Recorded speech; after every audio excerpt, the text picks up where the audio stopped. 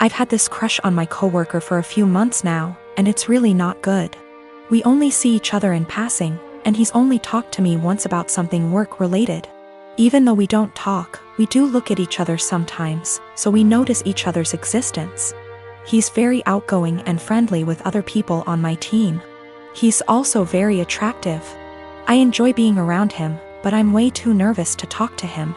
Honestly, I basically just admire him from afar. I'm not interested in a relationship with anyone right now, partially because I need therapy to heal from past relationships first. So I'm definitely not trying to be together with him. I just like him. This wouldn't be so bad, except it's become unhealthy for me. Whenever he's around, I get so overwhelmed that it's difficult to concentrate on my work. Sometimes I have to walk away and take deep breaths to calm down. I just get so nervous and preoccupied with my thoughts. I realize this sounds ridiculous, it is. I also can't stop thinking about him. It seems like I spend the entire day looking forward to seeing him, then once he's gone I feel empty and sad.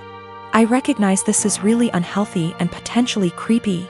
I work with some good friends and I genuinely enjoy their company. I also like my job a lot, so it's not that work is boring without him. I'm actually a very talkative and happy person with everyone else. I really want to get over these feelings because they're useless and only hurting me. To be honest, this isn't the first coworker I've felt this way about. At my last job, I also had a crush on my manager and it was on the same unhealthy level. So I feel like becoming fixated on people is a reoccurring problem, and I really would like to know how I can change this pattern. The last year and a half has been hard for me, to say the least. Last March, my brilliant and hilarious and beautiful girlfriend Natalie suddenly passed away. Everyone always gave shit about us because of politics. We met in college when we were poli-sci majors. She is very liberal, think AOC, and I'm pretty conservative.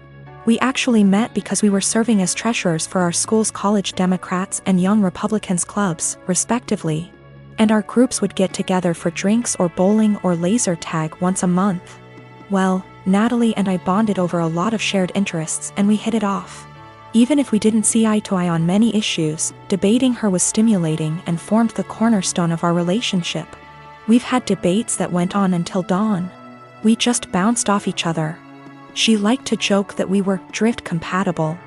I wanted to marry this woman, but she passed away before we got a chance to talk about marriage. I'm in therapy and I'm working through not having her in my life anymore, but it's been rough. Then Rona happened and I got laid off, so I had to move back in with my parents and figure out what I am supposed to do now. My parents mean well, but they got married really young and are more conservative and religious than me. They've been trying to set me up on dates with single girls from their church since I moved back home. But I don't want to date these girls. No offense to them, but it's a small town in the American breadbasket. They don't share the same interests as me and it feels like their only goal in life is to be a good Christian wife and produce a lot of babies. Trying to talk to them about current events is excruciating for me. The girls my parents tried to set me up with take everything they read on Facebook or hear from Fox News for face value. It makes me miss Natalie and our debates more. My parents mean well. I know they want me to find a nice girl and settle down with her, but not like this. They are nothing like Natalie and never will be.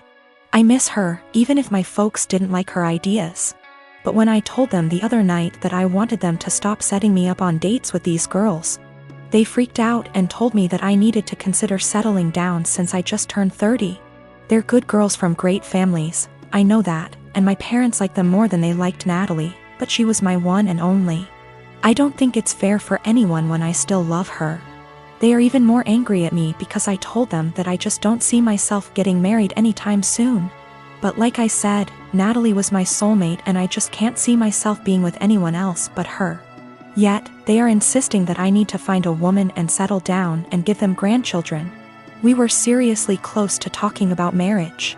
But around the time she died, it was more like how funny it would be if the bridal party wore blue and the groomsmen wore red because the bride is a Democrat, and the groom is a Republican / Romeo and Juliet deal. I wish we got to do that. Natalie thought it was hilarious. My husband, Asian, and I, American, welcomed our firstborn 4 weeks ago. The baby is healthy, thank God, but I'm exhausted, haven't fixed my hair, barely able to shower and cannot sleep. My husband's family had been pressuring us to visit to meet the baby. I tried to hold them off as much as I could, but yesterday, I was surprised to find them standing on the porch. Turns out hubby invited them for dinner. I was embarrassed and felt like I wasn't ready for visitors, judgmental ones at that, 'cause the house was a mess, y'all.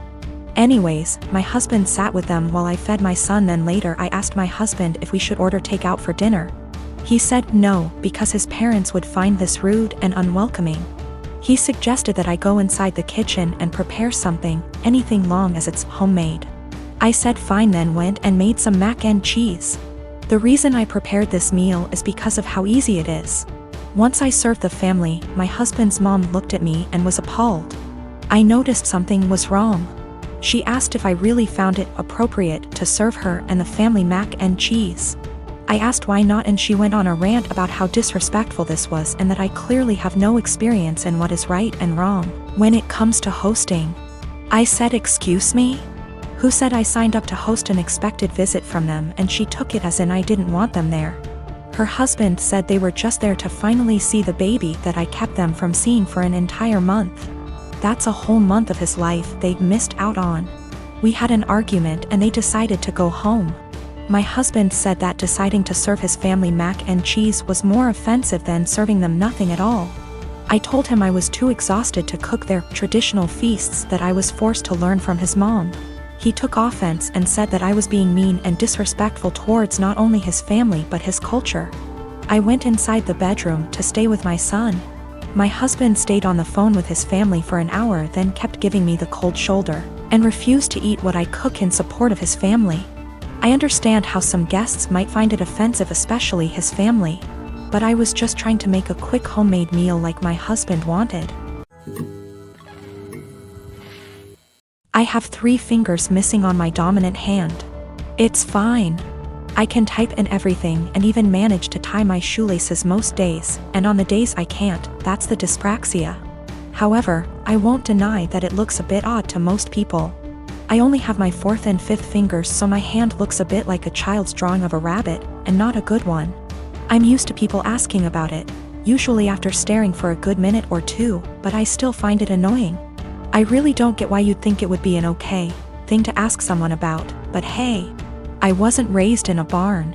Usually I nip the questioning in the bud by just explaining the truth from the get-go, and assuming that enough people will gossip about it that the message will spread by the end of the day. It always does. Anyway, I started a new job about a month ago, and I honestly could not face going through that same cycle again.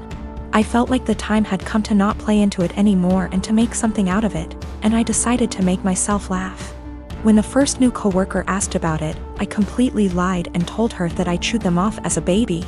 I then decided to tell the next person who asked that I cut them off with a plastic knife at a picnic. And the next person that I was born with 6 fingers and they removed too many, and so on. All genuinely ridiculous reasons, but I'm a good actor and they actually believed my stupid lies. I didn't expect them to, a plastic knife, through bone, but there you go. Maybe they just thought there's no way I'd lie about how I lost my fingers. Within about 3 days, I learned that my coworkers had been arguing about the actual reason, and it seems like a lot of them now actively dislike me for lying to them. I'm probably going to have to make some cupcakes over the weekend with my super cool 3D printed adaptive whisk to get back into their good books. Anyway, I told this story to my brother today, and he told me that I was an asshole because I caused tension within the office on my first day and made people feel stupid for being gullible and believing my lies. My argument is that I'm not the asshole because they were asking a rude, albeit common, question, and because I didn't do it with the intention of deceiving them. I was just honestly fed up of the question and didn't think they'd think I actually severed 3 fingers with dental floss when I was 3. I'll accept my judgment, though. Not cool to ask people why they lost limbs or digits just because you want to sate your morbid curiosity. A few reminders for people: I'm not a male. Don't know why everyone assumed that. Don't ask people about something that could be traumatic, especially when you don't actually know them.